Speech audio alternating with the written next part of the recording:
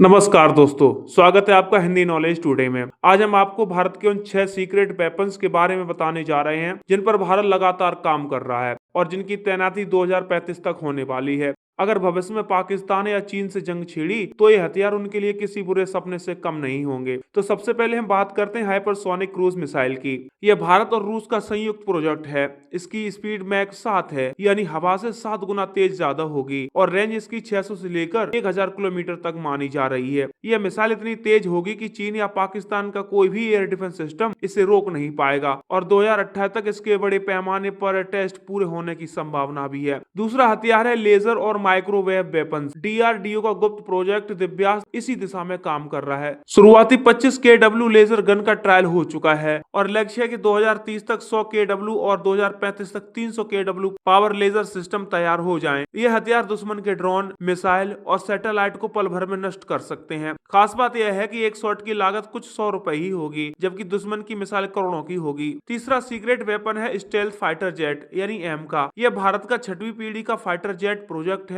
और 2026 तक इसका पहला प्रोटोटाइप उड़ान भरेगा और 2032 और 2035 तक यह भारतीय वायुसेना में शामिल भी हो जाएगा। इसमें एआई आधारित कॉकपिट, स्टेल्थ तकनीक और सुपर क्रूज क्षमता होगी। यह चीन के J-20 और पाकिस्तान के JF-17 जैसे विमानों को मात देने वाला असली गेम चेंजर होगा। चौथा हथियार है nuclear powered attack submarine. Bharat 6 nuclear powered SSN पनडुब्बियां बना रहा है। ये 2035 तक भारतीय नौसेना का हिस्सा होंगी। इनकी खासियत यह है कि ये महीनों तक समुद्र के अंदर रह सकती हैं और टारपीडो और क्रूज मिसाइलों से हमला कर सकती हैं। हिंद महासागर में चीन की बढ़ती मौजूदगी को रोकने के लिए यह भारत का सबसे बड़ा घातक हथियार होगा। पांचवा सीक्रेट वेपन्स है स्पेस वेपन्स। 2019 में मिशन शक्ति के तहत भारत ने सैटेलाइट गिराने की क्षमता साबित कर दी थी। अब भारत का CO ऑर्बिट एसैट और डायरेक्टेड एनर्जी एसैट सिस्टम पर काम कर रहा है। 2035 तक भारत के पास ऐसी क्षमता होगी जिससे वह दुश्मन के कम्युनिकेशन और नेविगेशन सैटेलाइट को नष्ट कर सके। ऐसा होते ही दुश्मन अंधा और बहरा हो जाएगा। छठा और सबसे आधुनिक हथियार है AI रोबोटिक्स आधारित autonomous weapon. DRDO swarm drone system विकसित कर रहा है जिसमें 50 से 100 ड्रोन का झुंड एक साथ उड़ान भरकर दुश्मन की पोजीशन पर हमला करेगा। इसके अलावा UCAV और रोबोटिक टैंक पर भी रिसर्च चल रही है। इन हथियारों में AI आधारित टारगेटिंग सिस्टम होगा जिससे युद्ध में इंसानी नुकसान तो कम होगा